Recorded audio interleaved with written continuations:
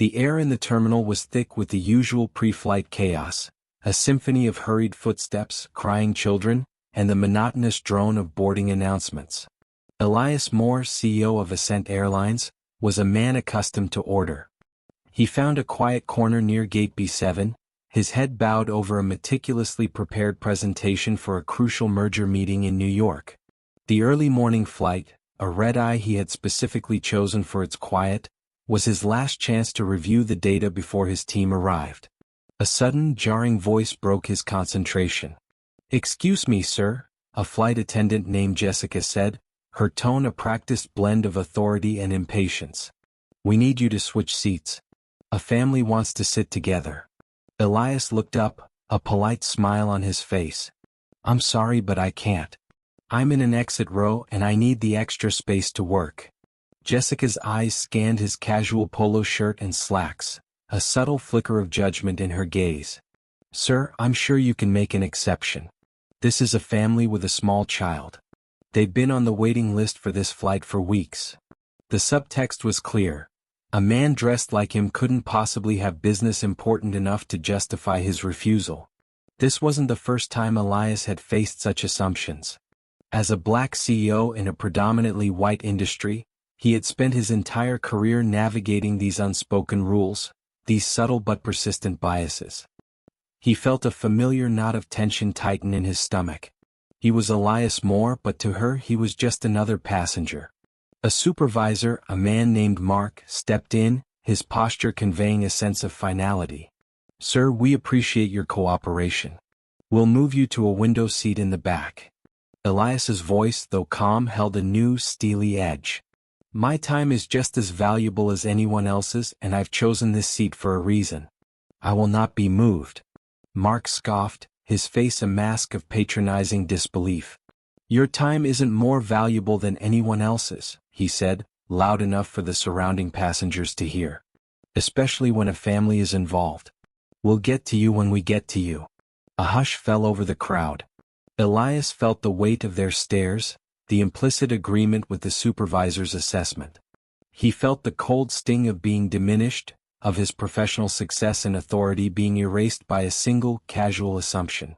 His patience, a trait he had cultivated over decades, snapped. He pulled out his phone, a sleek black device, and in a quiet, controlled voice made a call. "Hold flight 263. Now." The silence that followed was deafening. Jessica and Mark exchanged bewildered glances. The flight was delayed. Then an hour later, an announcement blared over the loudspeaker. "Flight 263 has been cancelled due to unforeseen operational issues."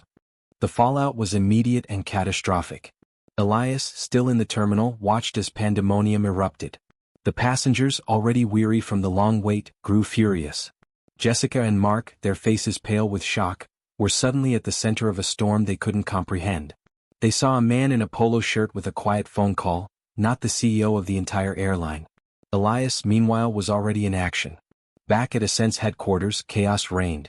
The board of directors, the COO, and the heads of every major department were scrambling, their phones ringing off the hook. The head of operations, Anya Sharma, a brilliant but by-the-book leader, was the first to understand the gravity of the situation. She had received the terse order from Elias's personal line.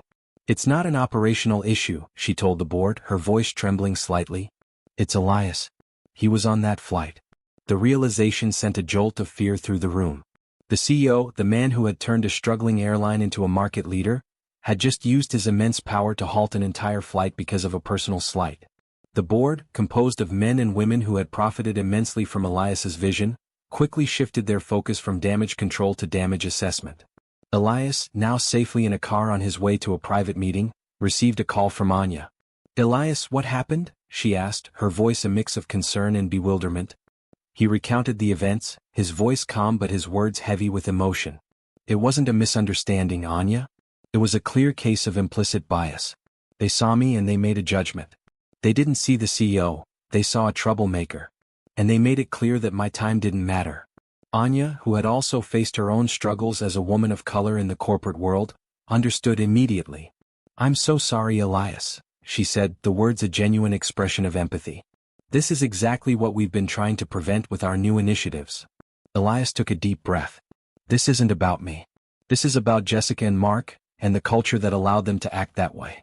They're just a symptom of a larger problem." Over the next few weeks, the full story of Flight 263 became a national news sensation. The initial public outrage over the cancelled flight quickly turned to a fierce debate about race, class, and the power of assumptions.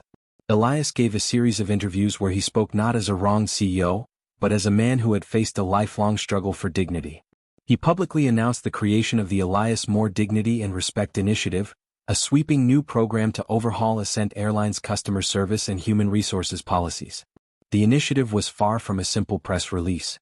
Elias and his team, led by Anya, instituted mandatory in-depth implicit bias training for every employee from baggage handlers to board members. He established a new oversight committee, composed of both internal and external members, to handle all customer complaints and ensure they were investigated fairly. Most importantly, he mandated a complete review of all hiring and promotion practices, with a focus on creating a truly diverse and equitable workplace. Jessica and Mark, the flight attendant and supervisor who had caused the incident, were not just fired. Their actions were used as case studies in the new training programs, with their stories serving as a cautionary tale about the real-world consequences of prejudice. Jessica eventually found a new job at a smaller regional airline, but the incident followed her, and she was forced to confront the role her own biases had played in a very public way. Mark, unable to find work in the airline industry, was left to face the public disgrace and the destruction of a career he had built on a foundation of entitlement. Months later, the Linda Langston Healing Center opened in Amara's hometown, offering free care for families in need. The Linda Langston Healing Center's name was a testament to the power of one man's actions, a ripple effect of his stand for dignity and justice. Elias, now more committed than ever to his new initiative, found a new purpose in his work. He was no longer just the CEO of an airline, he was an advocate for change. He held regular town hall meetings with employees, listening to their stories and concerns. He saw the tangible results of his actions: a more diverse workforce, a noticeable improvement in customer satisfaction, and a company culture that truly valued and respected every single person. Looking back, Elias realized the incident on Flight 263 wasn't just a moment of personal triumph or revenge. It was a catalyst. It was the moment a powerful man chose to use his power not for personal gain, but for the greater good. And in doing so, he not only changed an airline, he created a ripple that touched the lives of countless people, proving that one voice, when used with conviction and courage, can set off a chain reaction of change that never stops growing.